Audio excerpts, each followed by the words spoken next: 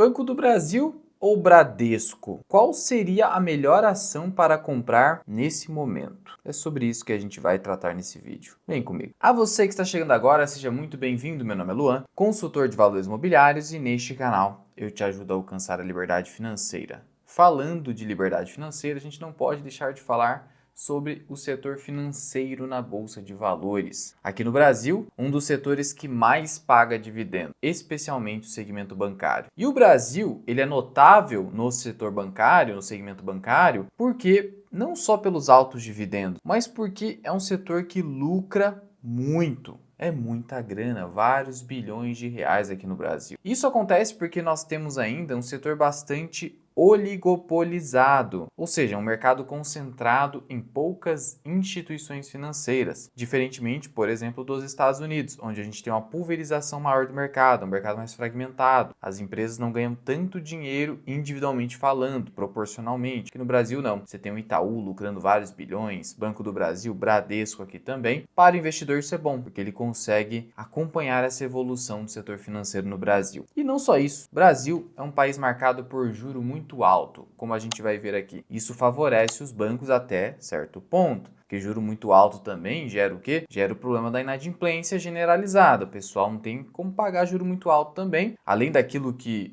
o brasileiro e as empresas já estão acostumadas no Brasil, muito acima disso começa a ter um problema nos bancos. Mas vamos falar aqui de Banco do Brasil e Bradesco. E se seria melhor trocar um pelo outro? Vamos aprofundar um pouquinho mais. Banco do Brasil. Nesse ano, acumula uma alta bem expressiva, quase 17%, e chegou a subir mais do que isso. É que agora corrigiu, teve uma queda. E o Bradesco? Subiu só 3,82 ações ordinárias. Ações preferenciais, 3,86. E aqui eu já vou te dizer o seguinte, eu daria preferência para as ações ordinárias do Bradesco, não para as preferenciais. Tem o finalzinho 4. Por quê? Ordinárias. Aqui no Investidor 10, você consegue consultar isso que eu vou te mostrar. É só clicar em empresa. Aqui embaixo, você tem esse negocinho chamado Tag Along. É uma proteção ao pequeno investidor. E aqui está 100%. Agora vamos pegar a ação preferencial. Na preferencial, nós temos 80%.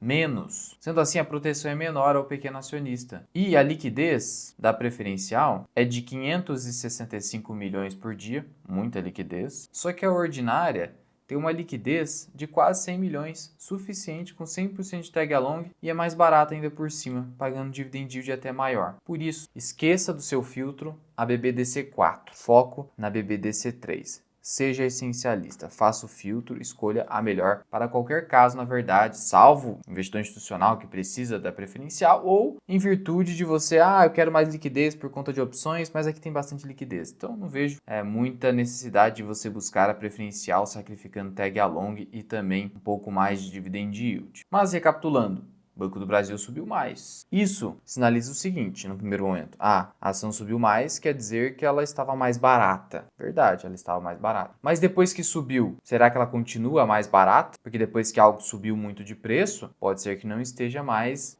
num bom momento para compra. Enquanto que o Bradesco subiu até menos que o Ibovespa. Ele subiu menos de 4% e o Ibovespa subiu quase 6%. Opa, pera aí então. Então quer dizer que o Bradesco subiu menos que o principal índice do mercado financeiro brasileiro de ações, Ibovespa, e subiu bem menos que o Banco do Brasil. Será que o mercado está exagerando com o Bradesco? É isso que a gente tem que descobrir. E veja aqui o que eu falei para você. Esse aqui é o Boletim Focus. É um relatório de mercado do Banco Central que reúne a opinião dos especialistas a respeito dos principais dados macroeconômicos do Brasil. E quando a gente olha aqui para a taxa Selic, que é a taxa básica de juros da nossa economia, que acaba beneficiando até certo ponto os bancos brasileiros, o mercado espera uma Selic terminal, ou seja, o máximo de Selic a 15% ao ano. Bastante coisa, bastante coisa. O crédito fica muito caro. As empresas passam a ter bastante dificuldade de se financiarem com dívida. Ficou pesado. Só que isso para os bancos costuma ser bom aqui no Brasil. 15%. Então veja, se o banco conseguir uma rentabilidade boa, ele vai ganhar muito dinheiro nesse tipo de cenário. Só que aí é que tá. A gente vai ver aqui que nesse momento os bancos ficam mais cautelosos. Eles não saem crescendo a todo custo nesse momento, porque eles sabem que o risco da inadimplência vai aumentar. E já aumentou, principalmente em 2024. Mas olha só aqui o Banco do Brasil. Quando a gente fala de banco, a gente não se preocupa com geração de caixa, porque na prática, o resultado dos bancos é resultado financeiro. Resultado advindo dos juros, basicamente, principalmente. Por isso, a gente olha para o indicador preço-lucro, ou lucro sobre preço, que a gente teria aí o earning yield, mas o que importa é, a gente quer encontrar o mais barato. Claro que a qualidade importa muito, claro, mas só olhando para preço inicialmente, o Banco do Brasil negocia 6 vezes lucro. E aí você precisa lembrar do seguinte, Banco do Brasil é uma empresa estatal, companhia de economia mista. Então tem dedo do governo aí. Por conta desse risco político superior em relação a bancos privados, o Banco do Brasil costuma negociar com um múltiplo de preço mais descontado, assim como no indicador preço sobre o valor patrimonial da ação. Preço justo do Graham, que funciona com o setor financeiro, seria 56,95, upside de 103%. Toda vez que a margem de segurança fica abaixo de 100% nesse tipo de empresa, quer dizer que a ação já não está mais tão barata assim, mas ainda está barata. Já o Bradesco, indicador preço-lucro de 6,68. Ainda está um pouco acima. Mas bem pouco acima. E o indicador preço sobre valor patrimonial está abaixo, 0,68. Upside, segundo o preço justo do Graham, 121%. Olha só, isso mostra pra gente que o Bradesco está mais barato. Porque no preço justo do Graham, eu somo tanto o indicador preço-lucro quanto o indicador preço patrimonial. Por isso que ele dá aqui para mim um desconto maior em relação ao Banco do Brasil. Mas e quanto a preço teto a partir do dividendo? Não foca só simplesmente em dividend yield aqui, senão você vai ver que o Bradesco é maior. Você precisa projetar o dividendo que pode ser pago pelo banco no ano de 2025 para você verificar qual seria um yield potencial e um preço teto aí interessante e conservador para você comprar com margem de segurança. Sobre o Banco do Brasil, é importante um detalhe aqui, o pessoal estava com medo a respeito do plano safra ter sido suspenso, mas o governo editou uma medida provisória aqui para destravar via crédito extraordinário 4 bilhões de reais para o plano safra, mas isso aqui também mostra para a gente o seguinte, que o governo começou a vacilar nesse sentido de conceder crédito subsidiado, e isso acaba sendo, de uma certa forma, ruim para o Banco do Brasil, porque pode limitar o banco, pode limitar o crescimento do banco. Bom, mas como foi o Banco do Brasil, principalmente no ano de 2024? Olha, no quarto trimestre de 2024, ele lucrou 9,6 bilhões de reais. Foi um crescimento de apenas 1,5% em relação ao mesmo período anterior. Então você já nota o seguinte, o crescimento já não está mais tão alto. Isso é importante de você considerar. Carteira de crédito ultrapassou 1,3 trilhão, olha só. Mas o crescimento foi de 6,1%, em linha com a inflação, por exemplo. Já não é grande coisa. Empresa madura. Já o lucro líquido total foi de 37,9 bilhões, crescimento de 6,6%, muito próximo do crescimento da carteira de crédito. Então veja que o lucro do banco consegue crescer a uma taxa muito similar ao crescimento da sua própria carteira. Isso é interessante, mostra que o banco está sendo rentável. E 37,9 bilhões é um lucro bem substancial, mas qual era a projeção do banco para 2024? A projeção era lucrar entre 37 a 40 bilhões. Não chegou exatamente na metade do caminho, que seria 38,5. Ficou mais aqui para esse canto esquerdo. Ou seja, a gente já começa a notar o seguinte, que a projeção do banco, se você pegar essa projeção e olhar para o que foi observado, a gente tem que ficar mais próximo do que? Da ponta conservadora. E qual é a projeção para 2025? É isso que você precisa saber. Para 2025, essa projeção, ela deve ficar entre 37 e 41, ou seja, 37 de novo. Se o banco melhorar um pouquinho, ele chegaria a 38,500, ou seja, 38 bilhões e 500 milhões de reais. Isso sinaliza esgotamento do crescimento do lucro do banco. E olha a carteira de crédito. O crescimento máximo seria 9,5. O crescimento em 2024 foi de 11,7, com a projeção de até 12. Já em relação ao crescimento da carteira de crédito, a gente vê que fica mais próximo dessa ponta um pouco mais otimista. Então o máximo seria 9%, mas coloque aí uns 8%, porque vai ser um ano de mais conservadorismo dos bancos. Mas o lucro não vai crescer isso. O próprio banco já está esperando basicamente um lucro estagnado. Então 38,5 bilhões. Vamos adotar esse lucro para 2025. Além disso, o payout pode cair para 40%. Isso aqui é importante também, porque o preço teto parte da quantidade de dinheiro que vai para o acionista na forma de dividendos, e o payout determina isso. Ano de 2024 foi de 45%.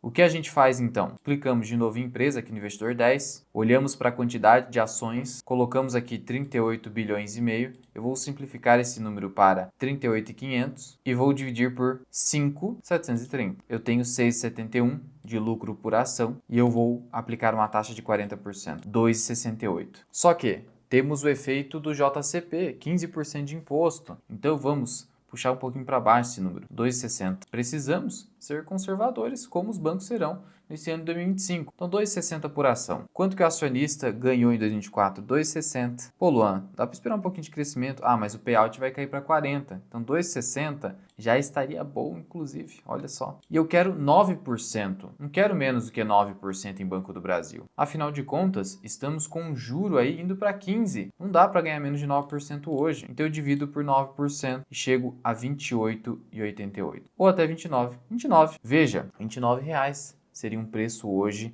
para ter margem de segurança a fim de aportar em Banco do Brasil, para ganhar 9%. Claro que se o payout subir para 45%, aí eu teria 2,65, 2,70 por ação, e aí o meu preço teto iria para R$30. Mas nem pensava se ultrapassar R$30. Essa é a nossa visão aqui para Banco do Brasil nesse ano. E o Bradesco, como que a gente olha? Bom, quanto que ele pagou de dividendo em 2024? Ele pagou 1 em 1, só que em 2023, 1,54. Pagou bastante. Mas vamos adotar aqui R$1. Como que foi o lucro do banco? Teve um crescimento muito alto, 87%. Foi de 5,4 bilhões. Então ele está lucrando menos que o Banco do Brasil, que lucra quase 10 por trimestre. No ano de 2024, quase 20 bilhões de reais, foi um crescimento de 20%. Então, ele está se recuperando. E o ROI, que já foi de 8%, está indo para 12,7%. Só que ainda é um ROI baixo. Então veja que o Bradesco tem um risco maior no que toca à rentabilidade. Por quê? Porque esse ROI aqui é complicado de sobreviver frente a uma Selic a 15%. E por conta disso, o banco também está mais o quê? Mais cauteloso. Vai crescer sua carteira entre 4% a 8%, até mais cauteloso que o Banco do Brasil. O banco passa por um movimento de turnaround.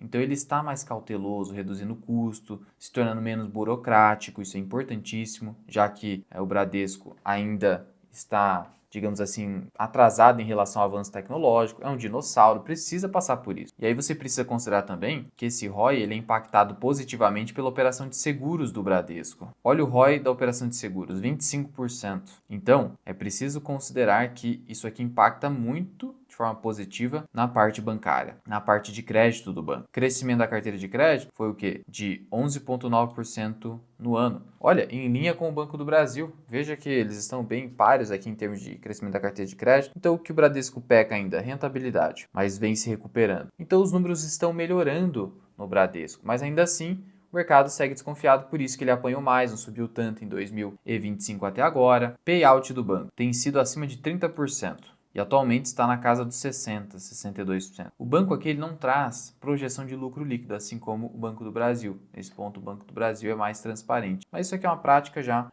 comum dos bancos privados. E esse payout deve permanecer, sabe por quê? Porque o banco está se utilizando bastante do juros sobre capital próprio para reduzir a sua base tributável. Então, reduzir imposto. Por isso que deve ficar aí nessa faixa de 60% pelo menos. E com o Bradesco, podemos esperar um leve crescimento do lucro. Isso vem acontecendo. Olha só a evolução do lucro, está evoluindo a partir da sua crise de crédito. Então, considerando aí esses quase 20 bilhões, 19,6, vamos projetar um crescimento próximo do crescimento da carteira de crédito, que é isso que o Banco do Brasil conseguiu, mas agora ele não vai conseguir, porque ele mesmo já previu um lucro estagnado. Mas vamos considerar aqui no Bradesco um crescimento de 5%, o mínimo da carteira de crédito será de 4%. Vamos nos 5%, é razoável, ainda mais porque o banco está tentando e até conseguindo melhorar esse ROI reduzindo despesas. Isso é importante. Redução de despesa implica aumento da rentabilidade, que implica aumento do lucro líquido. Então, 19,6 vezes 1,05, estou adicionando 5%. 20,6.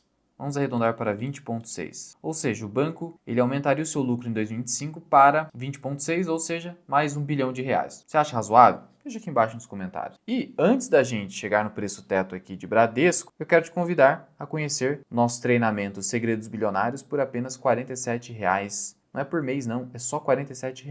Vai transformar a sua mentalidade e a execução dos seus investimentos. Ou seja, menos de R$ 2 por dia para você transformar o seu método de investimento na sua vida prática. Link aqui embaixo. Bom, agora vamos ao que interessa, que é o preço teto do Banco Bradesco, que a gente chegar no nosso veredito ali, qual seria a melhor compra hoje. 20,6 bilhões. A gente precisa vir aqui e olhar para a base acionária do Bradesco. E seria de 10,6 bilhões de papéis. Então vamos simplesmente pegar 20,600 de maneira simplificada. Aprendi isso com o Ray Dalio. Vou dividir por 10,6 também. 10,600. 1,94.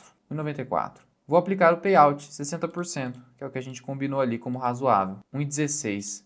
Será que ele pode pagar 1,16 por ação?